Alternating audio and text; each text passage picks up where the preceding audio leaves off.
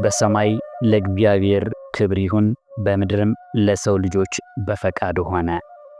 በስመ አብ ወወልድ ወመንፈስ ቅዱስ አሐዱ አምላክ አሜን።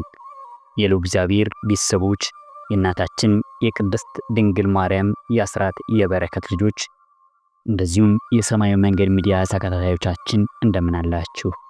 ይህ ሰማያዊ መንገድ ሚዲያ ነው። ሰብስክራይብ፣ ላይክ፣ ሸር እያደረጋችሁ አብራችሁን ቆዩ። እንኳን ለጌታችን ለአምላካችን ለመድኃኒታችን ለኢየሱስ ክርስቶስ የልደት በዓል በሰላም አደረሳችሁ። ልደተ ክርስቶስ። ቅድስት ድንግል ማርያም ለአረጋዊ ዮሴፍ ከታጨች በኋላ ናዝሬት ገሊላ ከምትባል ከተማ ትኖር በነበረበት ከዕለታት በአንድ ቀን ውሃ ቀድታ ስትመለስ መንገድ ላይ በመሄድ ሳለች የእግዚአብሔር መልአክ ወደ እርሷ ቀርቦ እንዲህ አላት፣ ትጸንሲ። እሷም ድምፁን ሰምታ መለስ ብላ ብታየው ከአጠገቧ ማንም ማየት ባለመቻሏ አዳም አባቴን ሔዋን እናቴን ያሳታት ጠላት ይሆን እንጂ ሌላ አይደለም ብላ አሰበች። ዳግመኛም ትጸንሲ የሚል ድምፅ ሰማች። ይህ ነገር ደጋገመኝ፣ እንዲህ ያለውን ነገር ከቤተ መቅደስ ነው ሊረዱት ይገባል ብላ ከቤተ መቅደስ ገብታ ወርቅና ሐር እያስማማች መፍተል ጀመረች። መልአኩ ቅዱስ ገብርኤልም በአምሳለ አረጋዊ እንዲህ አላት፣ ደስ ይበልሽ፣ ጸጋን የተመላሽ ሆይ እግዚአብሔር ከአንቺ ጋር ነውና ከሴቶች መካከል አንቺ የተባረክሽ ነሽ። ድንግል ማርያም እንዲህ ያለ ምስጋና እጅ መንሻ እንዴት ይደረግልኛል ብላ ጠየቀችው። መልአኩም መልሶ ማርያም ሆይ አትፍሪ፣ ከእግዚአብሔር ዘንድ ባለሟልነትን አግኝተሻልና እነሆ ትጸንሻለሽ፣ ወንድ ልጅም ትወልጃለሽ፣ ስሙንም ኢየሱስ ትይዋለሽ። ይህ የሚወለደው ከሦስቱ ቅዱስ አንዱ ቅዱስ ነው፣ እርሱም የእግዚአብሔር ልጅ ይባላል አላት።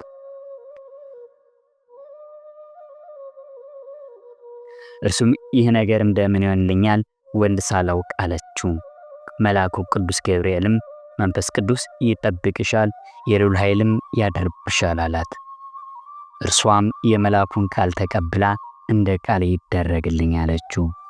በዚህ ጊዜ አካላዊ ቃል በግብረ መንፈስ ቅዱስ ተጸነሰ።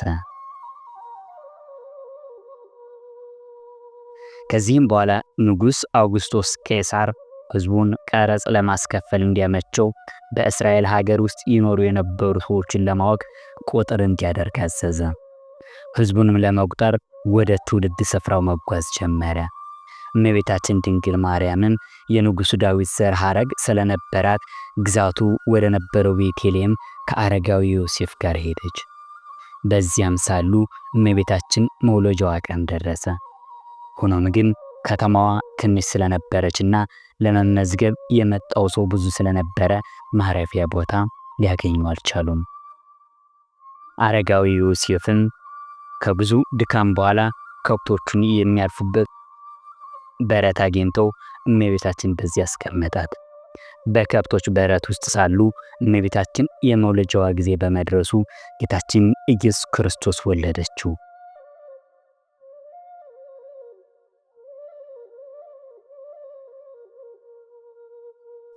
በጨርቅ ጠቅልላ በበረት ውስጥ አስተኛችው። በዚያን ሌሊት በቤተልሔም ይኖሩ የነበሩ እረኞች ከብቶቻቸውን ሲጠብቁ የነበሩ የእግዚአብሔር መልአክ በእረኛ አጠገብ ቆሞ የእግዚአብሔር ብርሃን በዙሪያቸው በራ። በጣም ፈሩ።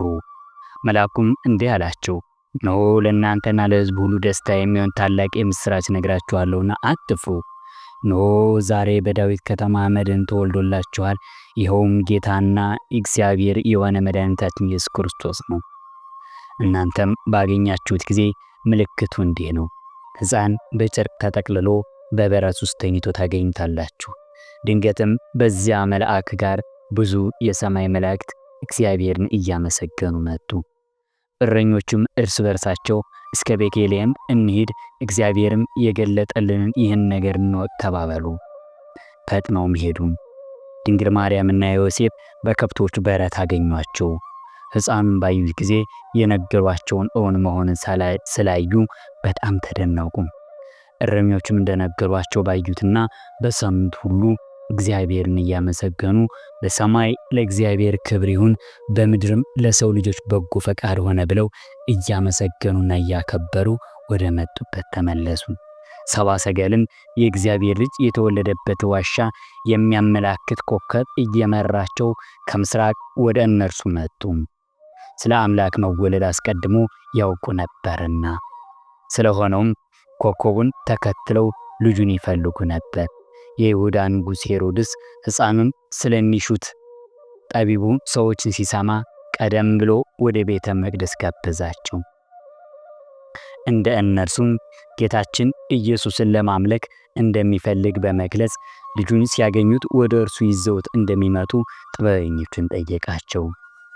ሄሮድስ ግን ዙፋኔን ሊወስድ ይችላል ብሎ በመፍራት ጌታ ኢየሱስን ለመግደል ፈልጎ እንጂ ሊያመልከው አልነበረም። ሰብአ ሰገልም በኮከቡ ተመርተው ቅድስት ማርያምን፣ ዮሴፍና ጌታ ኢየሱስን ወደ ነበሩበት በረት በደረሱ ጊዜ በጉልበታቸው ተንበረከኩ። አምላክነቱን በመረዳትም ለሕፃኑ ሰገዱለት። ዕጣን፣ ወርቅና ከርቤ እጅ መንሻ አድርገው አቀረቡለት። ሆኖም ግን ወደ ሄሮድስ አልተመለሱም። ሄሮድስ ኢየሱስን ሊጎዳ እንደሚፈልግ የሚያስጠነቅቅ ሕልም አስቀድሞ በራእይ አይተው ነበርና ይልቁንም በተለየ መንገድ ወደ ትውልድ ሀገራቸው ተመለሱ። ከዚያም ጊዜ ጀምሮ የጌታችን የመድኃኒታችን ኢየሱስ ክርስቶስ ልደት በመላው ዓለም የኦርቶዶክስ ተዋሕዶ ሃይማኖት ተከታዮች ዘንድ በድምቀት ይከበራል። እርሱም ለእኛ መድህን ነውና። ጌታችን መድኃኒታችን ኢየሱስ ክርስቶስ ልደት በሰውና በእግዚአብሔር መካከል እርቅ የወረደበት፣ ከኃጢአት ባርነት ነፃ የወጣንበት ድንቅ ተዋሕዶ ምስጢር የተፈጸመበት ነው። ነቢያት ስለ ክርስቶስ የተናገሩት ሁሉ ተፈጸመ። ስለ ጌታችን መወለድ ቅዱስ ዳዊትም እነሆ በኤፍራታ ሰማነው፣ በዱር ውስጥም አገኘነው ብሎ ተናግሯል። በጌታችን ኢየሱስ ልደት መላእክትና ሰዎች በአንድነት ሱብሐት ለእግዚአብሔር እያሉ እግዚአብሔርን አመስግነዋል።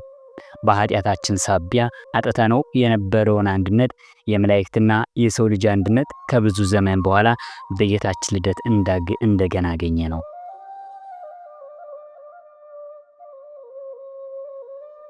ሊቁ ቅዱስ ዮሐንስ አፈወርቅም እግዚአብሔር አምላክ የሰውን ዘር በሙሉ ያዳነበት ድንቅ ሥራ ሲገለጽ እንዲህ ብሏል። ምን እላለሁ? ምንስ እናገራለሁ? ከዘመን አስቀድሞ የነበረው እርሱ ሕፃን ሆኗልና እኔ ፈጽሜ ያደንቃለሁ። ከሰማይ ሰማያት በላይ የሚሆን በዘላለማዊ ዙፋን የሚኖር እርሱ በበረት ተጣለ። ከሥጋዊ አስቀድሞ አይዳሰስ የነበረ አንዱ እርሱ በምድራውያን እጅ ተዳሰሰ። ኃጢአትን የሚያስተስር እርሱ በጨርቅ ተጠቀለለ። ይህንን ወዷልና እንዳለን በሃይማኖተ አበው ቅዱስ ዮሐንስ አፈወርቅ።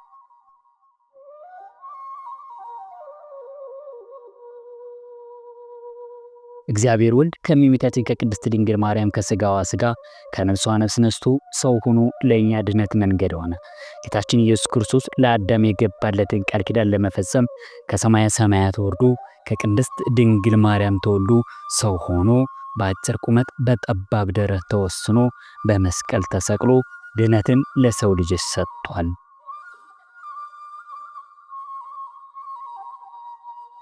በመስቀሉ ተጣልተው የነበሩ ሰባቱ መስተጻርር ወይም ሰውና እግዚአብሔር፣ መላእክትና ሰው፣ ነፍስና ሥጋ፣ ሕዝብና አሕዛብን አስታርቋል። በጌታችን ልደት ምክንያት እኛም ዳግም ተወለድን። ከሞት ወደ ሕይወት ተሸጋገርን። ከጨለማው ወጥተን ብርሃንን አገኘን። የእርሱ መወለድ የእኛም የክርስቲያኖች ሁሉ ልደት ነውና በዓሉን በክርስቲያናዊ ምግባር ታንጸንና በሥርዓተ ቤተ ክርስቲያን ልናከብረው ይገባል።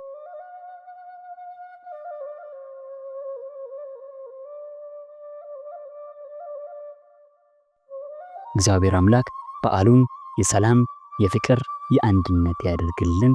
አሜን። ወስብሐት ለእግዚአብሔር ወለወላዲቱ ድንግል ወለመስቀሉ ክቡር። ይቆየን። ይህ ሰማያዊ መንገድ ሚዲያ ነው። ሰብስክራይብ፣ ላይክ፣ ሼር በማድረግ ለሁሉም ወዳጆቻችን ኦርቶዶክሳውያን አድርሱልን። በያለንበት ሰላም እግዚአብሔር አይለየን። ሀገራችን ኢትዮጵያን ሰላም ያደርግልን። መልካም የልደት በዓል ይሆንላችሁ።